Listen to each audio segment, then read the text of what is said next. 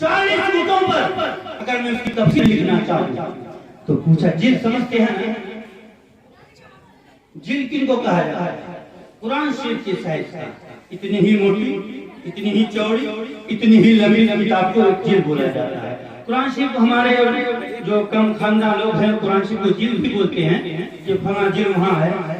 تو جب پھر اعلیٰ حضرت سے پوچھا گیا ہے تو حضور ذرا یہ تو بتائیے کہ اگر ان اونٹوں کے بوجھ کو جلدوں میں لکھا جائے تو کتنا جلد ہوگا؟ تو مجدد دین و ملت ارشاد فرماتے ہیں اگر ان اونٹوں کے بوجھ کو اگر لکھا جائے تو 70 لاکھ جلدوں میں ہوگا۔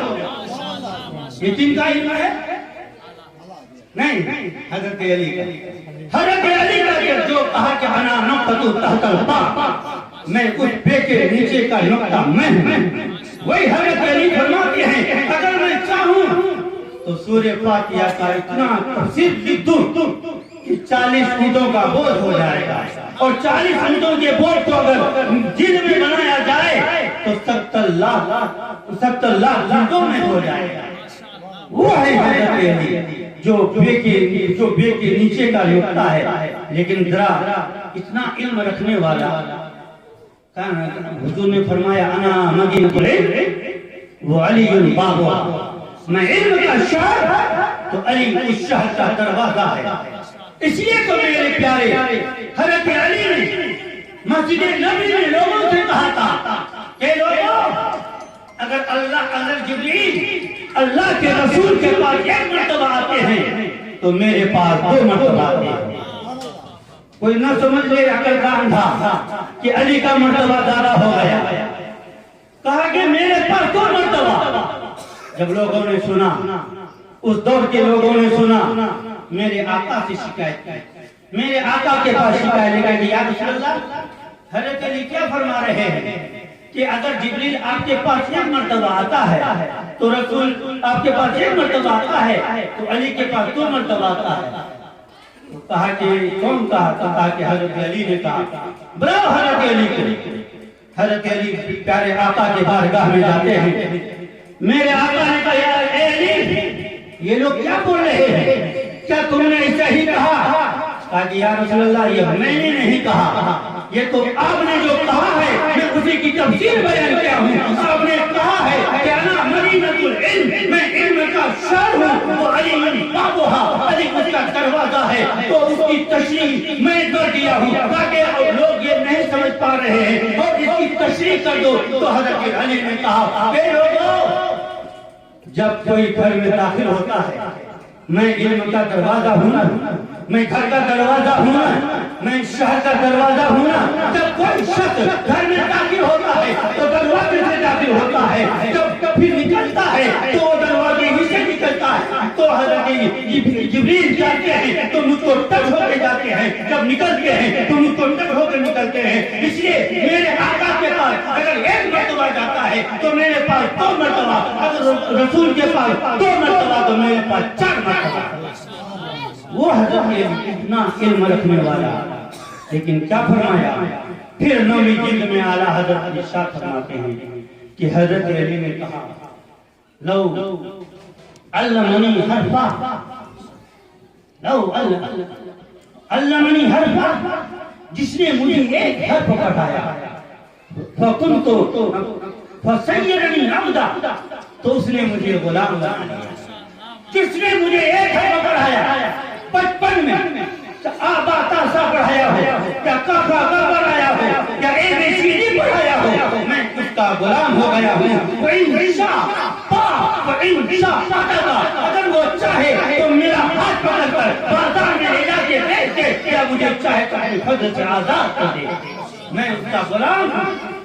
آج ہمارے سماج میں، آج ہمارے علاقے میں، آج ہمارے ماحول میں اگر استاد کمزور پڑ گیا ہے، اپنے استاد کا ہم خیال نہیں کرتے۔ آج بڑے بڑے ڈاکٹر آ کر ملیں گے، بڑے بڑے انجینئر ملیں گے، بڑے بڑے مفتی ملیں گے، بڑے بڑے علامہ ملیں گے، لیکن جو استاد کا فیض ملنا چاہیے وہ نہیں مل پا رہا ہے، کیونکہ آج شاگرد اپنے استاد کو کمزور سمجھ رہا ہے اور اپنے کو بڑا سمجھ رہا ہے، اور جانتے ہیں دنیا کا سب سے بڑا وہ جاہل انسان ہے جو اپنے استاد ہی کو چھوٹا سمجھ رہا ہے اور استاد کو اپنے سے کمتر سمجھ رہا ہے۔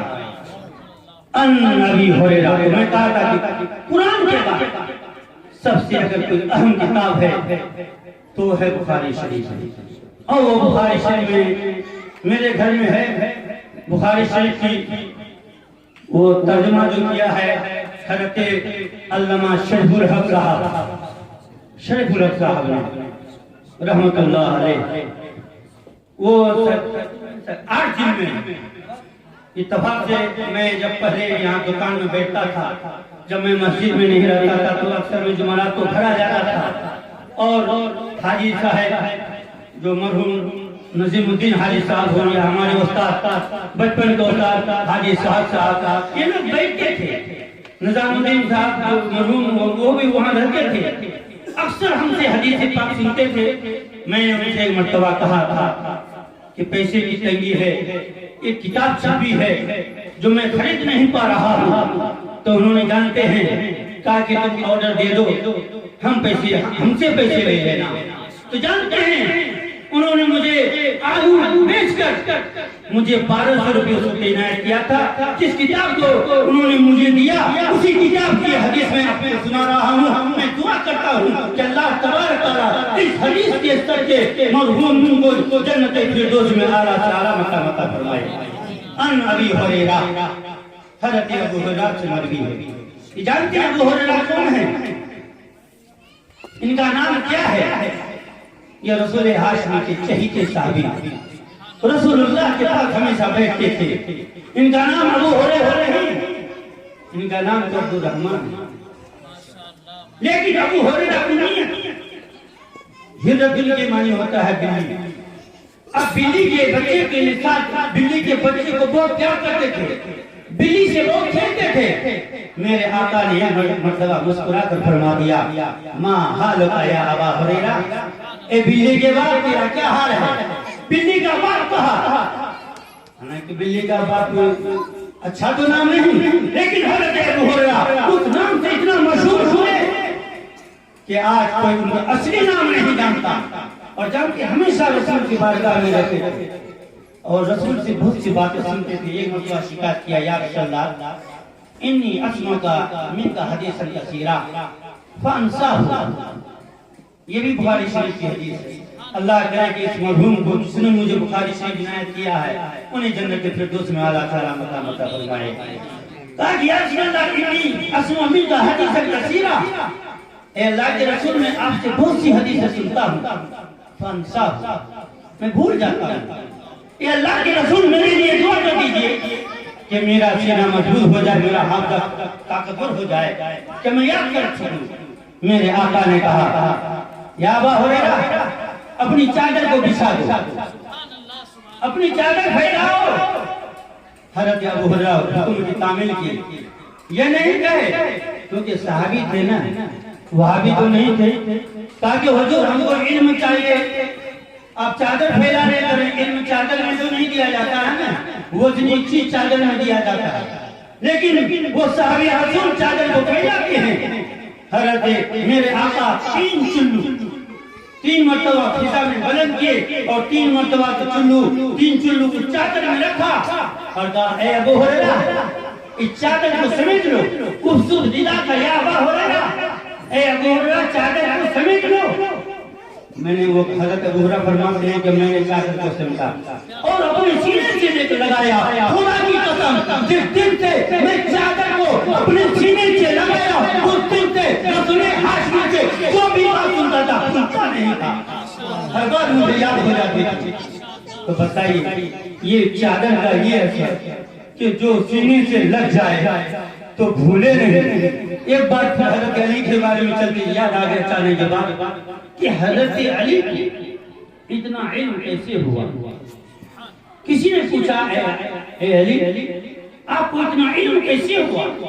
تو انہوں نے کیا ارشاد فرمایا کہ جب میں اپنے پیارے رسول کو آخری گزر دے رہا تھا آخری غسل سمجھتے ہیں نا، انتقال والے غسل، آخری غسل دے رہا تھا، اسی غسل میں جب غسل دینے کے بعد میں نے رسول اللہ صلی اللہ علیہ وسلم کے جسم مبارک میں دیکھا ہر طرف سے جو پانی جھڑ گیا تھا، لیکن آنکھوں کے پلکوں میں کچھ پانی جمع ہوا تھا، تو میں اس پانی کو کپڑے سے صاف نہیں کیا بلکہ میں اپنا ہونٹ لگا کر اس پانی کو چوس لیا، تو خدا کی قسم میرا سینہ اتنا اجاگر ہو گیا کہ لگا کہ میں سارے علم میرے سینے میں آ کے سمجھ گیا ہے۔ اسی دن سے مجھے یہ علم آ گیا۔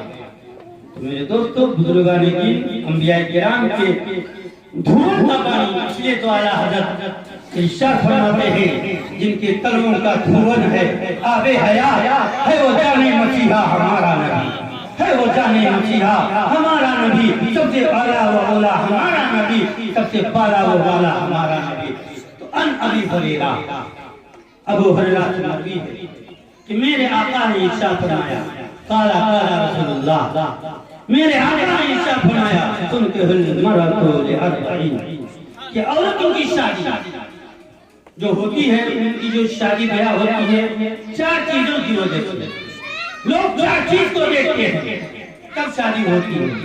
کیا؟ حسبیہ، ان کا خاندان، ولمالہا، اور ان کا مال و دولت، ولجمالہا، اور ان کی خوبصورتی، ولدینہا، اور ان کی دینداری۔ فاظفر بذات الدین، اے لوگوں تم اس کے مال کو دیکھ کر شادی مت کرو، اے لوگوں اس کی خوبصورتی کو دیکھ کر شادی مت کرو، اے لوگوں اس کا حسب نظر دیکھ کر شادی مت کرو، بلکہ اس کی دینداری دیکھ کر شادی کرو۔ فاظفر بذات الدین، اس کی دینداری دیکھ کر شادی کرو، اگر تم دینداری دیکھ کر شادی کرو گے تو تیری شادی برکتیں ہوگی۔ ابھی حامد رضا نے کہا نا کہ شادی جو دل کا میلان ہے، جو خاندان کا میلان ہے، جو قوم کا میلان ہوتا ہے، تو شادی کو ملا دیتا ہے، تو صوبے کو ملا دیتا ہے، اور دو ملکوں میں بھی ملا دیتا ہے۔ اس ملک کی لڑکی دوسرے ملک کی لڑکوں سے شادی ہوتی تو دو ملکوں کو ملا دیتا ہے۔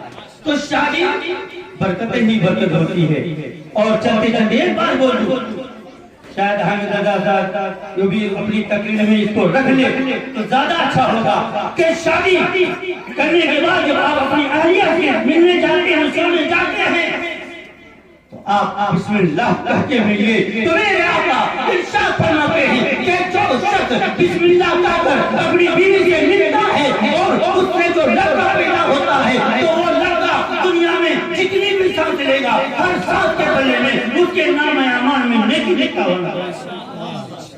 ہم کو چاہیے کہ ہم چیز کو بسم اللہ کو استعمال کریں۔ پڑھیے درود پاک اللہم صلی علی سیدنا مولانا محمد بارک وسلم، صلاۃ والسلام علیہ۔ اللہ تعالیٰ کی بارگاہ میں دعا ہے کہ اللہ تبارک تعالیٰ اس شادی کو کامیابی عطا فرمائے اور سنت رسول صلی اللہ علیہ وسلم کے ہی مطابق کرنے کی توفیق رفیق عطا فرمائے۔ استغفر اللہ ربی من کل ذنب و اتوب الیہ۔ عرش کرسی جھکے تسلیم احمد کے لیے۔